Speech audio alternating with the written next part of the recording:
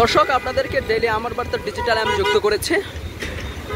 দেশের আবহাওয়ার সর্বশেষ পরিস্থিতি আপনাদেরকে জানানোর জন্য এই মুহূর্তে আমি অবস্থান করছি রাজধানী উত্তরার আবদুল্লাপুর ফ্লাইওভারে। গত 2 দিন যাবৎ সারা দেশে হালকা এবং ভারী বৃষ্টি চলছে, যার কারণে মানুষের কর্মক্ষেত্রের মাঝে এবং ব্যস্ততার মাঝে বিভিন্ন বিঘ্ন সৃষ্টি হয়েছে।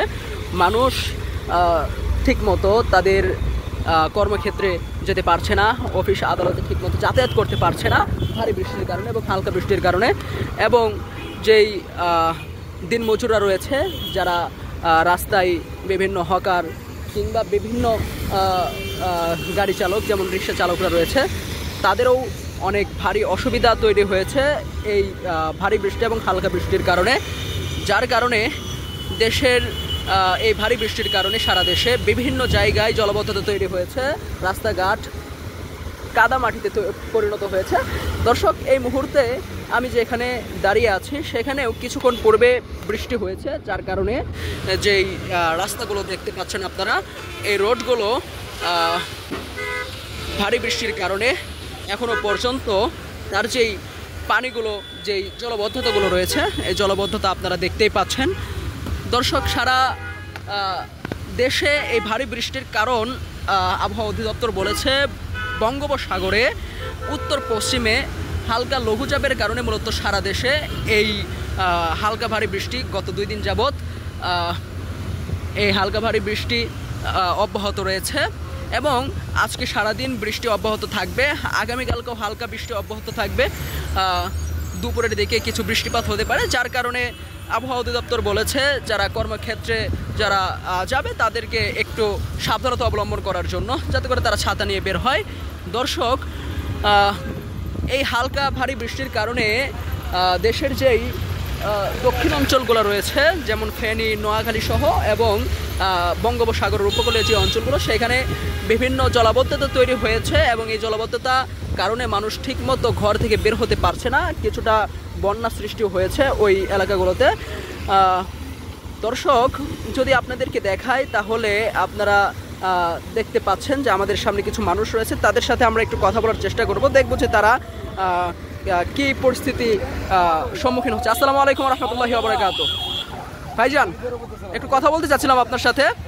এই যে বর্তমানে দেশের যে আবহাওয়া রয়েছে, ভারী বৃষ্টি হালকা বৃষ্টির কারণে আপনাদের কেমন পরিস্থিতি তৈরি হচ্ছে একটু যদি আমাদেরকে বলতেন।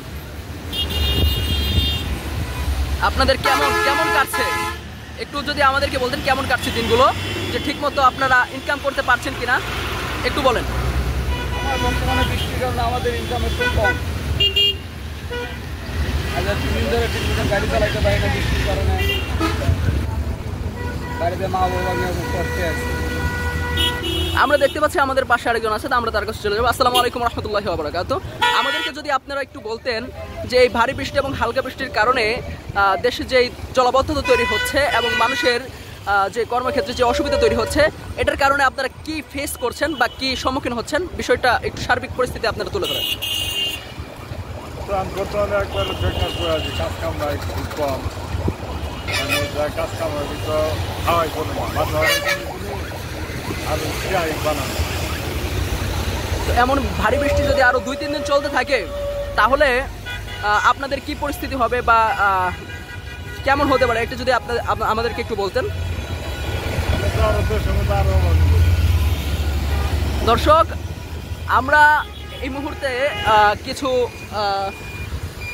মানুষের সাথে কথা বলেছি, জনসাধারণের সাথে কথা বলেছি। তাদের সাথে কথা বলে আমরা যে বিষয়টা জানতে পেরেছি, তাদের অনেক বেশি অসুবিধা হচ্ছে এই বৃষ্টির কারণে। তারা ঠিকমতো কর্মক্ষেত্রে যেতে পারছে না এবং রিক্সা নিয়ে বের হতে পারছে না, এবং যারা হকার তাদের যে বেচা কেনা রয়েছে, তাদের যে ব্যবসা, সেই ব্যবসায় তারা ঠিকমতো যেতে পারছে না, তারা ব্যবসাগুলো ঠিকমতো করতে পারছে না। তো সার্বিক পরিস্থিতি তুলে ধরে যদি আপনাদেরকে বলতে চাই তাহলে এই কথাটা স্পষ্ট হয়ে যাবে, এই কথাটা খুবই পরিষ্কার থাকবে যে বর্তমানে ঢাকার শহরে এই হালকা ভারী বৃষ্টির কারণে মানুষ মূলত অনেক সমস্যার সম্মুখীন হতে হচ্ছে। যে সমস্যাগুলো আসলেই প্রাকৃতিক সমস্যার কারণেই মূলত মানুষের এই সম্মুখীন হতে হচ্ছে। তো এই সমস্যা যদি চলতে থাকে বা এই ভারী বৃষ্টি যদি চলতে থাকে তাহলে মানুষ আরও বেশি এই সমস্যাগুলোর সম্মুখীন হতে হবে। মানুষের খেটে খাওয়া বা মানুষের কর্মক্ষেত্রগুলো দেখা যাবে যে অনেক বড় একটা সমস্যার সম্মুখীন হওয়ার কারণে তাদের জীবিকা নির্বাহের যেসব উপকরণগুলো রয়েছে সেগুলো বন্ধ হয়ে যাবে। দর্শক, এতক্ষণ আমি আপনাদের সাথে লাইভে ছিলাম ঢাকা উত্তরার আবদুল্লাহপুর ফ্লাইওভারে। আপনাদেরকে অনেক ধন্যবাদ আমার সাথে থাকার জন্য। আসসালামু আলাইকুম রহমতুল্লাহ।